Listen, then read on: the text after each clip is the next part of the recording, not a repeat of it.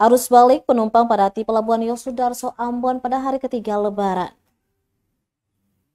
Ratusan pemudik memadati Pelabuhan Yosudarso Ambon di hari ketiga Lebaran Rabu 2 April 2025. Pantauan tribuambon.com, para pemudik ini ramai setelah KM Dobon Solo tiba di Pelabuhan Yosudarso Ambon. KM Dobon Solo direncanakan berangkat pada pukul 1 siang hari. Kapal tersebut berasal dari daerah Kabupaten Fakfak, Papua Barat dan akan menuju ke Bau-Bau, Sulawesi Tenggara.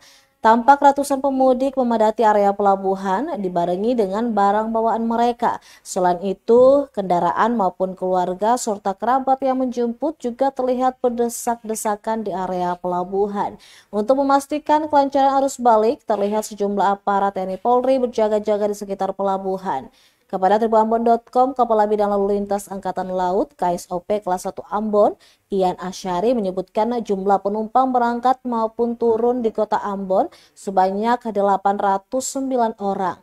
Dengan rincian sebanyak 229 penumpang naik dan 580 penumpang turun. Seluruh penumpang yang hendak berangkat harus melewati proses pemeriksaan tiket sebagai langkah pengamanan dan pengaturan kelancaran perjalanan. Download Tribun X sekarang, menghadirkan lokal menjadi Indonesia.